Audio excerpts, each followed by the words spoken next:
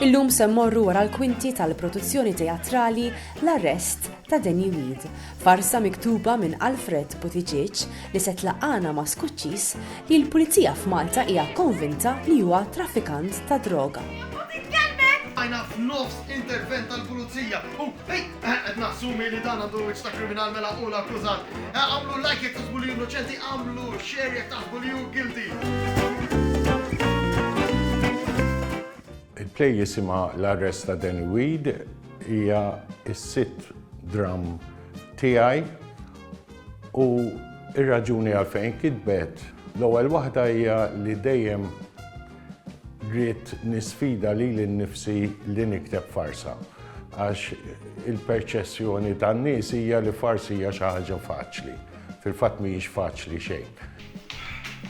X'intom tagħmlu? Ma tilkomx tibqgħu hemm ġew sakemm ngħidilkom jien? Għaddejja għana mġew. Għaddejjatulkom ġiex minuti? Ara ħina moħni fil-pizza u bil-ġuħlan daqsa narar.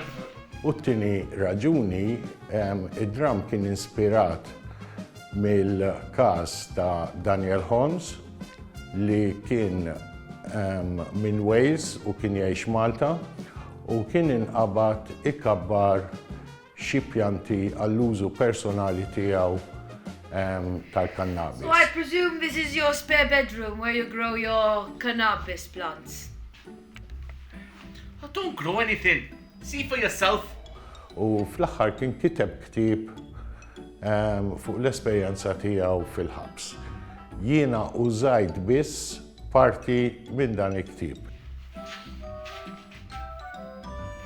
What about my coffee? Tiegħek kredi.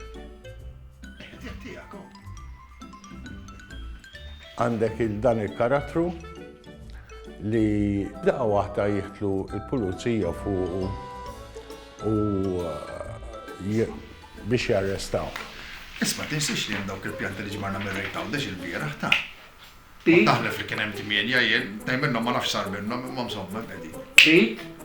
B'mod jew ieħor iridu bil-fors iħossuhom li għandhom jarrestawh. Allura jagħmlu minn kollox biex isibu evidenza, jekk m'hemmx evidenza jaraw minn fejn ħajġibuha u għandek dinamika miegħu. Fattu l-kondizzjoni li jitlaq minn Malta u ma jerġax jiġi lura.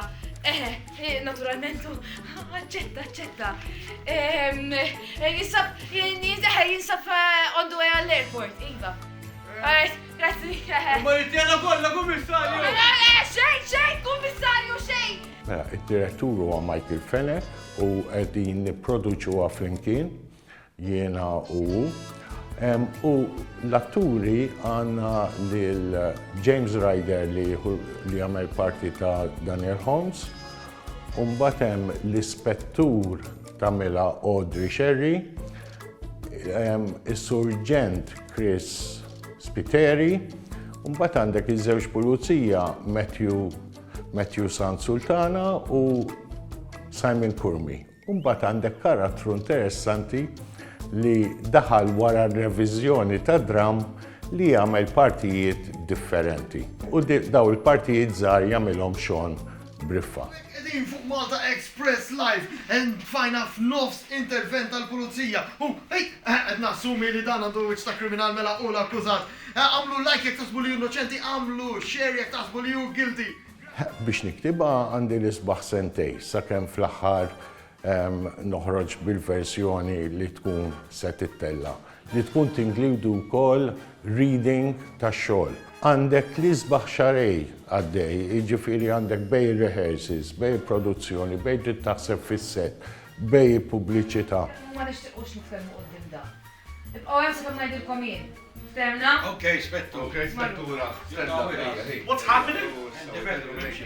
Li għandha interessanti l-play li nofsa hija bl-Ingliż għax meta jindirizzaw lilu qed jitkellmuh bl-Ingliż, meta jitkellem hu qed jitkellem bl-Skoċċiż propja għax il-karattru għamiltu Skoċċiż. Se ssir fil-Blue Box, fit-teatru ta' Blue Box ġewwa l-Imsida.